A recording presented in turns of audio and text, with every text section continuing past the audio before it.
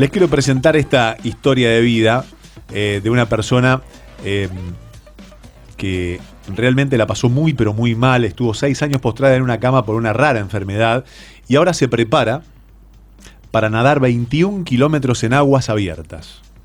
Repito, estuvo 6 años postrada en una cama por una rarísima enfermedad y ahora se está preparando para nadar 21 kilómetros en aguas abiertas.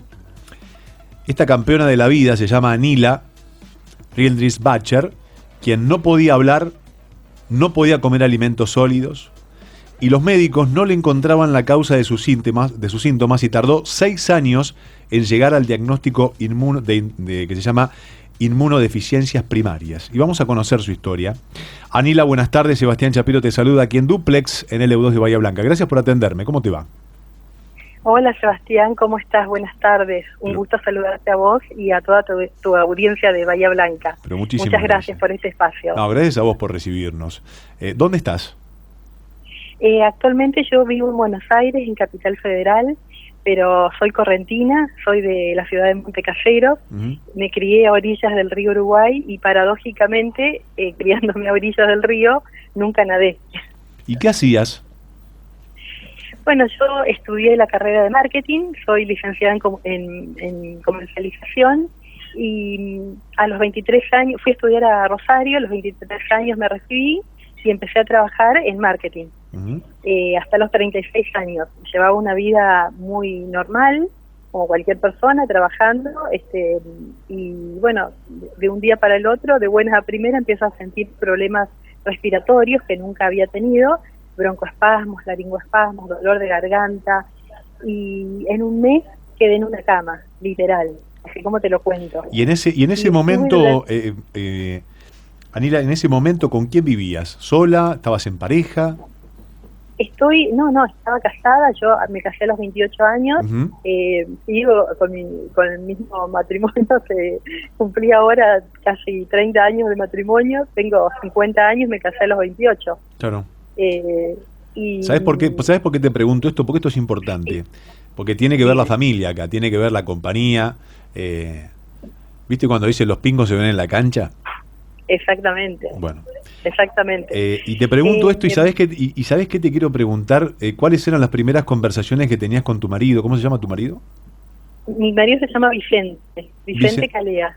Vicente, me siento mal. Y quien está al lado de su pareja y está en el día a día, por supuesto que, como decimos en la jerga, a mí no me la van a contar. Vos vivís el día a día, palpás lo que te está pasando, lo compartís, todo, absolutamente todo. ¿Qué te decía Vicente? Y lo increíble, ¿no?, que decís vos, de un momento para el otro, estuviste en una cama prácticamente a merced de la enfermedad. Mira, el tema es que al principio, Sebastián, nosotros no sabíamos que iba a ser una enfermedad larga. Yo los síntomas que tuve al principio eran síntomas que puede tener cualquier persona un día de frío, broncoespasmo, un laringoespasmo, un dolor de garganta, no sé, algo que no me hizo sospechar en ningún momento de que iba a estar durante tanto tiempo enferma. Al principio lo tomamos como algo normal. Los primeros días digo, mirá, no me siento bien, estoy trabajando mucho. Yo trabajaba desde Rosario. En Rosario tenía una pequeña empresita de marketing promocional y cubría toda Argentina. Entonces yo viajaba mucho, por ahí estaba como muy pasada de vueltas, pero no tiene nada que ver, esto no es una enfermedad emocional. Después lo descubrí, ¿no? Y al principio, nada, mira, no me siento bien, bueno, tómate unos días, tómate una semana, ¿viste? Como algo natural, como algo normal. Pero pasó un mes y al mes directamente yo ya no me podía mover porque me sentía muy mal. Y bueno, así estuve durante 6 años. ¿Y qué te decían los médicos, los primeros médicos? Porque uno empieza después a hacer el tour de los médicos y de los consultorios y de los especialistas. ¿Cuántos especialistas viste? ¿Cuántas opiniones distintas? ¿Y quién dio con la tecla? ¿Y qué te diagnosticaron? Bueno, en realidad al principio fue un médico clínico, obviamente, claro, porque fui al médico clínico lo primero. El médico clínico en su momento me dice, no, un broncoespasmo, vamos a darte un duodecadrón en su momento porque tenés los bronquios muy mal. Nada, es como que me hicieron cosquilla, no me hizo absolutamente nada el duodecadrón. Después me deriva a un neumonólogo, El neumonólogo también me derivó a un alergista, porque me decían que podía ser un problema alérgico. El alergista me derivó a un otorrinolaringólogo, porque como yo no podía hablar, pensaban que tenía algo en las cuerdas vocales. Bueno, neumonólogos, otorrinos y alergistas vi de todos los colores que se te ocurran. Yo vivía en Rosario en ese momento, visité en Rosario a los uno supone que son los mejores especialistas en esa ciudad, y después también vine a Buenos Aires y también vine a ver médicos acá en Buenos Aires.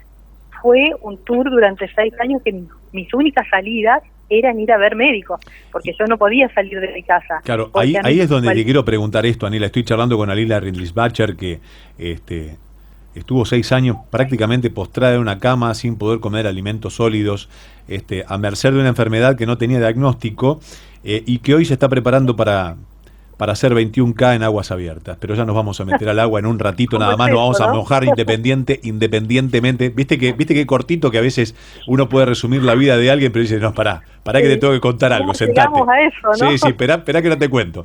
Y contanos, Anila, sobre esos momentos donde estabas dependiente de absolutamente todo. Te podías bañar por vos misma. ¿Qué cosas podías hacer por vos misma y en qué cosas te tenían que asistir?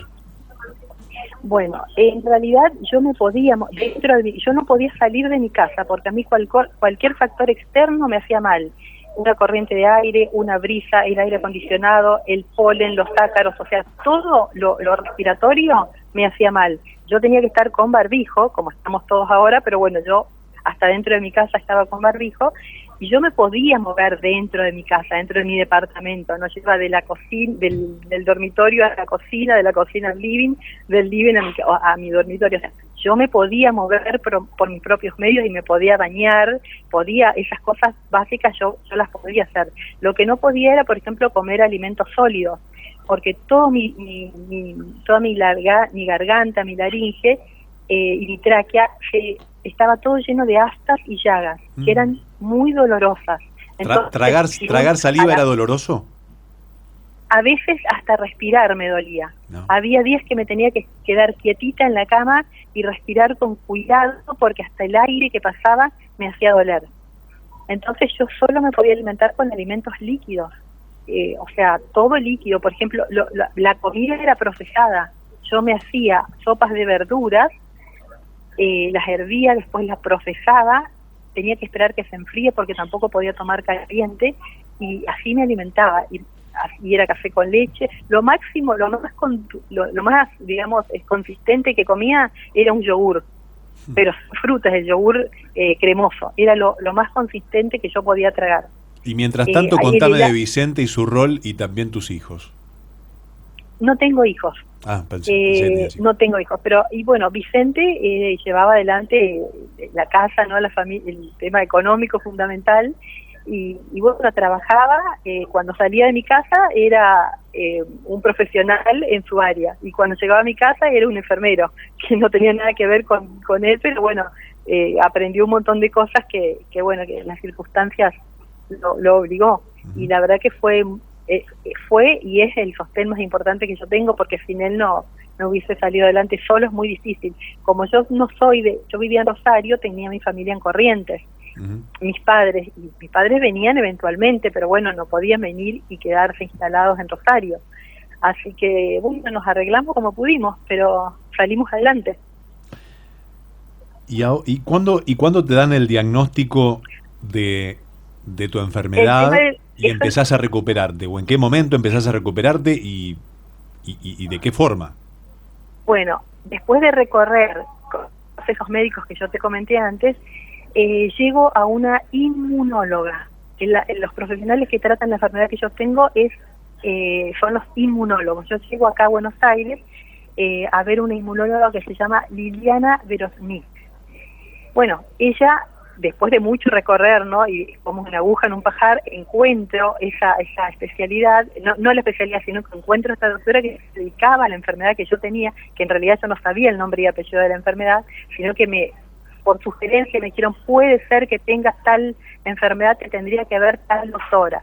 Llego al consultorio de ella con 45 kilos, con barbijo, sin hablar, por escrito, llevé los síntomas que yo tenía, y ella me dice, bueno, vamos a hacer unos estudios, que son unos estudios muy específicos que lo hacen acá en Buenos Aires solamente en el laboratorio San Julián, y después de un mes ella me da el resultado y bueno, la enfermedad que tengo se llama inmunodeficiencia primaria.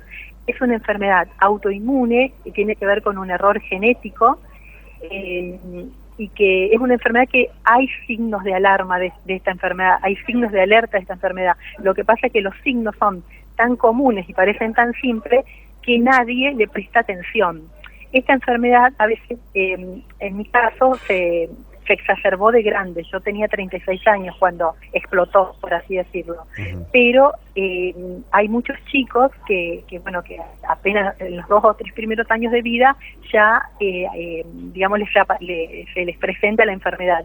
Y hay algunos signos de alarma de esta enfermedad que me gustaría comentártelos, son cortitos, porque es lo más importante para tener en cuenta. Por ejemplo, si tenés 4 o más infecciones de oídos durante un año, si tenés 2 o más infecciones de sinusitis en un año, si tenés, por ejemplo, si tomás antibiótico y no te mejorás, si tenés 2 o más neumonías en el año, si tenés dificultades para subir de peso, si tenés, por ejemplo, abscesos recurrentes en la piel, si tenés aftas persistentes en la boca, lo que yo tenía, aftas y llagas, si tenés necesidad de antibióticos intravenosos para aliviar infecciones, si tenés infecciones profundas, por ejemplo, estomacales, y si tenés antecedentes familiares con inmunodeficiencia primaria, si tenés esos síntomas y si te repiten en 2 o 3 veces durante un año, tenés que consultar a un inmunólogo. Requiere una consulta de un inmunólogo, no está de más, porque a lo mejor esos síntomas en algún momento se pueden exacerbar como me pasó a mí, y la calidad de vida es muy mala y bueno, también en muchos casos te lleva a la muerte, ¿no? Y ahora, ¿cómo esto se sobrelleva o se puede definitivamente superar? Digo, porque si es genético, seguramente tenés que tener algunos controles permanentes y cuidados. Exactamente. Sí, es una enfermedad que la tenés para siempre. Es una enfermedad que nacés y morís con esta enfermedad. Lo que pasa es que se puede controlar una vez diagnosticado. Por eso la importancia del diagnóstico temprano. Por eso si una persona, un chiquito, tiene estos síntomas a repetición y la mamá por ahí no le presta atención porque son síntomas que tienen todos los chicos. ¿Qué chico no tuvimos de chiquito otitis o dolores de gargantas a repetición? Todos los chicos tenemos eso, yo tuve todo eso. Lo que pasa es que, claro, mi mamá y mi papá en su momento no le prestaron atención porque era algo común que tenían todos los chicos. Pero bueno, yo ahora que sé de qué se trata, bueno, cuando tengo oportunidad les comento a las mamás que cuando pasa eso en forma recurrente, tienen que ver a un inmunólogo para prever, ¿no? Con un diagnóstico, después los chicos andan muy bien. Yo porque no me diagnosticaron a los 36 años, pero bueno, se puede prever con mucha anticipación esto. ¿No? Anila, bueno, ¿cómo estás ahora? Ahora estoy muy bien, como dijiste vos, cómo llegué a la natación y cómo voy a nadar. No, porque ahora me quiero meter, antes de terminar la charla y ya casi en el final del programa que estamos, quiero que nos metamos al agua juntos, y a toda la audiencia, y que diga, mira, vos sos nadador también, porque yo ya estuve viendo tu Instagram. Sí, soy nadador, es verdad, sí, mucho, me encanta, sí. Mirá cómo me investigó. Sí, yo investigué a ver quién era. Sí. Estuve me viendo encanta tu nadar y le compartimos la misma pasión, es verdad. Sí. La misma pasión. Sí. Bueno, yo hace 3 años, en realidad yo hace 3 años es que empecé a sentir un poco de mejoría, pero como estuve tanto tiempo tan sedentaria, fui a ver a un traumatólogo por dolores lumbares. El traumatólogo me dice, empecé a nadar. Yo empiezo a nadar en pileta, como una terapia por el tema de la cintura. Cuando empiezo a nadar me doy cuenta que cuanto más nadaba, mejor me sentía. Y a los 2 meses y medio que había empezado a nadar, me entero que había una carrera de aguas abiertas en Entre Ríos, Villa Vic San José. Y me anoté en la carrera y dije, voy a probar, sin experiencia, nunca había nadado en aguas abiertas.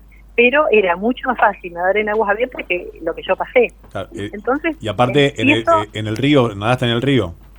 En el río Uruguay. Claro. Tenés correntada, entonces, tenés un poco más de elevación del cuerpo. Exactamente. Claro. Lo que pasa es que Vas más el problema cómoda. era, todo eso está buenísimo, pero yo no tenía experiencia, Sebastián. Entonces yo me tiro y simplemente éramos como 300 nadadores, ¿no? Y me dice, vos tenés que seguir las boyas amarillas a hombro izquierdo. Bueno, yo empiezo a nadar, hago la carrera a hombro izquierdo, llego a la meta, increíblemente, sin experiencia. Ese día encima había sudestada, tuve que batallar con el viento, el frío, ¿Tuviste que el cambiar la viento que me respiración de pegaba en lado? la cara. No. ¿Cómo? Tuviste que cambiar la respiración de lado, viste que alguna vez uno está Yo acostumbrado no a sabía cambiar respiración de lado, Sebastián. Hace 2 meses que nadaba. Yo porque nadaba viste para que un podés solo respirar lado y hay gente que respira, qué sé yo, saca la cabeza, y Claro. cuando va a respirar No, hace su respiración para la izquierda, otros hacia la derecha, y claro. después tenés que saber Eso lo nadar sé bilateral ahora. respirar bilateral justamente para sortear estos tipos de obstáculos.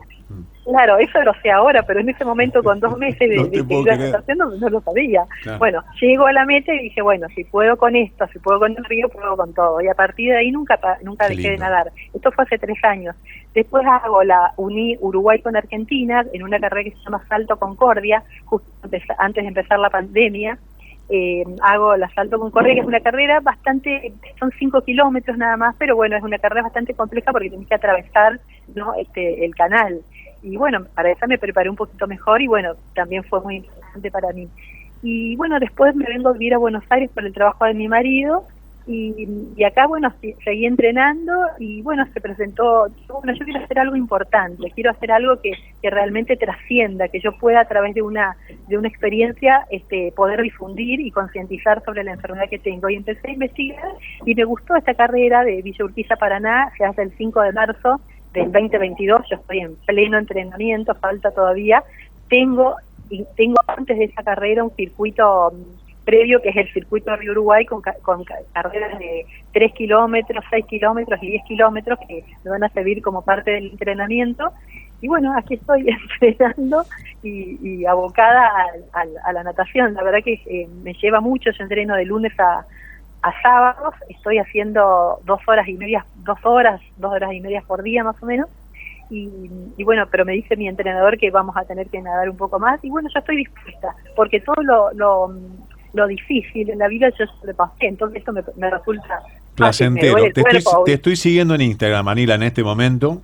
Anila, me duele a veces un poco el cuerpo, porque vos como nadador sabes que la natación es un deporte que duele. ¿qué te parece? Mira, hay 2 cosas con la natación, duele y da hambre. Las 2 cosas, bueno, Algunas veces duele según bueno, vos que tenés un nivel de entrenamiento muy importante, porque si vas a meter 22 kilómetros, me imagino que estás entrenando en una plenitud, te diría hasta de elite. No es mi caso, pero por eso te digo, sí, cuando uno mete entrenamientos muy seguidos y son duros, después claramente que quedás fatigado. Estoy en 20 kilómetros por semana en este momento. Claro. Nadando. Yo tampoco. Pero bueno, no es soplar y hacer me parece que, no sé, a ver, estoy un poquitito más de la mitad, pero no compito, nada, lo hago por placer. Pero lo importante es lo tuyo. Bueno, contanos, bueno, yo ya te sigo en las redes porque me interesa seguirte y verte. La pueden seguir Anila Rindlisbacher, y también ponerse en contacto para aquellas personas que quizás tengan similares síntomas o le esté pasando algo, que se sientan identificados con Anila, quien también es oradora y es motivadora profesional de todo esto, y es una historia que quería compartir con la audiencia porque me parecen historias de vida, de superación, de esperanza y también ejemplos. Así que te felicito y principalmente te agradezco este momentito de invitarnos a tu vida. Sebastián, un gusto, un abrazo grande para vos, para tu compañera, para Franco y para toda tu audiencia de Bahía Blanca. Te mando un beso muy grande y muchísimas gracias. Escúchame, cuando logre mi objetivo, después me volvés a entrevistar y te cuento a ver cómo fue. Dale. Y yo te iba a decir, cuando vengas a Bahía nadamos juntos, eso, o si yo voy para allá también, te llamo y vamos a nadar. Te espero en el Río Uruguay. En el Río Uruguay hay carreras cortitas, ahora ya empieza en noviembre la temporada, así que venite y hacemos algo en el Río Uruguay. Dale, va a ser un placer. Te mando un beso grande. Yo también, un beso enorme. Allí estábamos charlando con Anila Rindlisbacher, así la siguen en Instagram. Si pones Anila Rindis, ya te sale. Anila Rindlisbacher tiene su foto de perfil, que es que está con su traje de baño y el río detrás.